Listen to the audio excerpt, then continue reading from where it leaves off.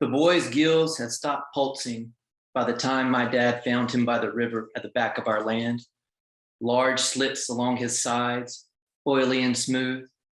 But for that, he just appeared a boy, like me. The thickly webbed hands and feet, well, yes, that was different. Other than that, though, he could have been me. If I had been a handsome boy, that is, or well built. How I'd prayed for a similar physique, lean and lined with virile veins, divots scooped in all the right places. What all that might do for me: popularity, protection, prospects of great romance. But the boy's body didn't mean much to him, not anymore. And the deep purple bruises that covered it suggested he had had his own protective failures. Dad stared at him, baffled. He couldn't see me. I was up on a corner bank behind one of the larger trees in the woods, one that curved out over the river.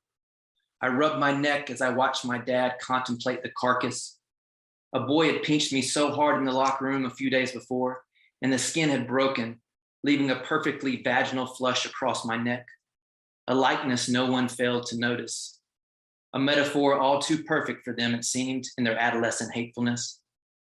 But I thought of it then as a puckered, vestigial gill, something unique and fascinating. Dad still stared wide-eyed at the boy. It was perhaps the first time I remember seeing him truly frightened, a visceral, physical fear, more pronounced and naked than the confused, uncertain looks I'd encountered when he'd found my Sweet 16 magazines and cutouts of Macaulay Culkin in my dresser drawer, or the anxious throat clicks he'd make at dinner when I knew I'd made a dishearteningly flamboyant turn of phrase. In the woods, he spoke my name in a hoarse whisper and looked around.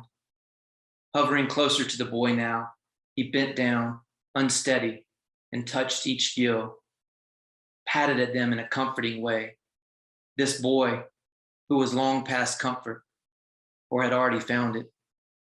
I sneaked back to the house, to my room. I'm not sure if I can still get in trouble for this, if there are any statutes for lying about what most of the town believes is myth.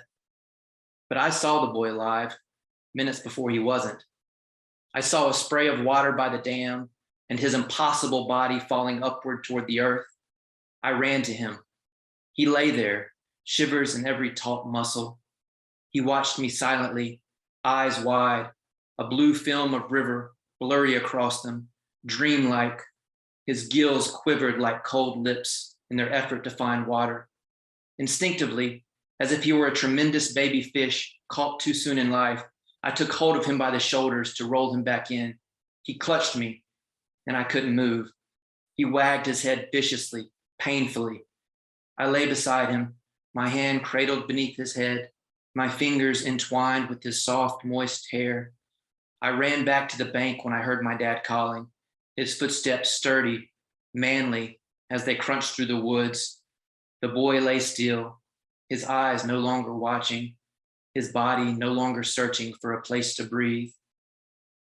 Dad told me years later, when we both decided truth wasn't always a friend, but mostly on our side, that he'd placed the boy back in the river, let the current carry him away. That's why, by the time anyone found him, the strange anomaly of the boy's bones was all that was left, and thus it was chalked up to a prank, Bigfoot's empty suit. He never told anyone because he couldn't bear to think what they might do to the boy, tear him apart and study him, attempt to find a reason for such an occurrence in nature. I decided to just let him be. It's the only thing I was really capable of at that time. I hope you understand. I told him I found no fault in this. I thanked him for it, for both me and the boy.